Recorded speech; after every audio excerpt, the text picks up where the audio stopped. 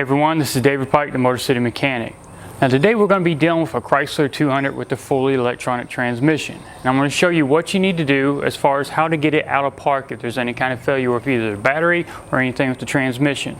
If you follow the channel, you've probably recently seen a video I did on the Ram pickup doing the exact same procedure. Well, this one's the 200 and I want to show you where the location is for that mechanical override.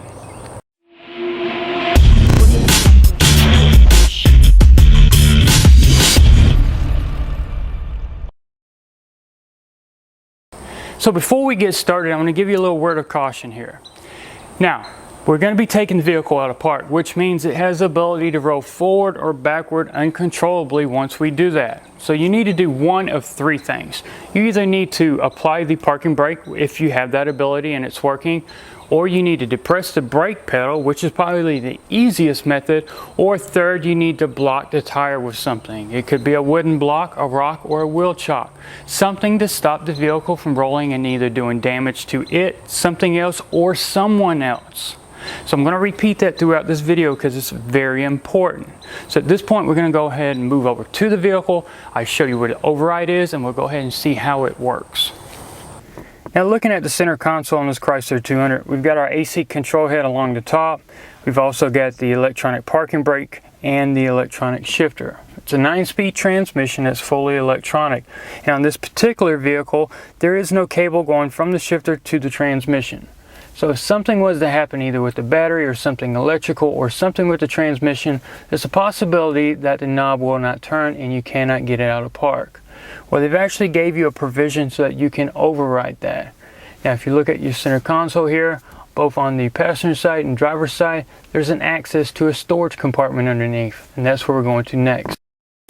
As I was just saying, if you reach around the center console, you'll find the storage compartment right here. It's directly below the shifter assembly. You can get to it on the driver's side or the passenger side. Now inside this storage compartment, there should be a rubber liner. Maybe something happened, someone took it out, but nonetheless there should be one there. It actually has the Detroit skyline printed on it. Now in order to remove this, the easiest way is if you go in this corner right here, there is a rubber finger that sticks up. If you grab that, you've got access to the liner to pick it up and remove it. And directly below it is the access for that mechanical override. And we're going to be paying attention to this notch right here because we're going to insert something in there, pop it open, and take the lid off. So what do you have on you that you can open that door up with? Well, not everybody's going to have a pocket screwdriver such as this to pry it open with. But one thing that's guaranteed is you're going to have the key, right? You tried to start the vehicle, so odds are you've got the key in hand. Now, we can flip it over and we can actually remove this valet portion. Slide that lever, pull up. Now we've got something that we can actually insert in that little notch and pop that door open. So let's go ahead and proceed inside and use this. But like I showed you a minute ago, you can take that skeleton key out of the remote and you can use it. All you gotta do is insert it in that opening right there. Once it's inserted, you can actually pry and pop the door open. Now before we go pulling on this orange colored tether and actually releasing the parking gear, we need to make sure that the vehicle is not going to roll. Either by putting our foot on the brake pedal or putting a block of wood or anything at the tires to stop it from rolling away, because we don't want to damage the vehicle or hurt anybody. At that point, if you've done either one, you should be fine.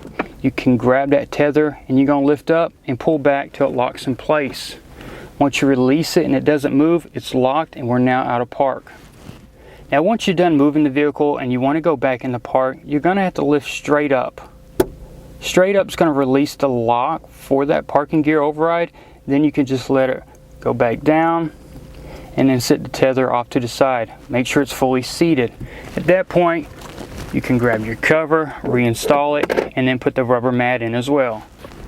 If you liked the video, please make sure to give it a thumbs up on YouTube. Don't forget you can find me on all the other popular social networks such as Facebook, Twitter, and Instagram. And if you got any comments or suggestions about anything you saw in today's video or anything Chrysler, Dodge, Jeep, or Ram related, you can always email me at david@motorcitymechanic.com. If this is the first time you've ever seen one of my videos, please make sure to hit the subscribe button. And if you're a returning subscriber, make sure to hit the bell icon as well. That way you get notified instantly when videos such as this get uploaded.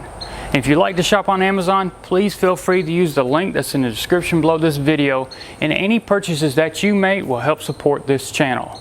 Once again, everybody, thanks for checking all these videos out.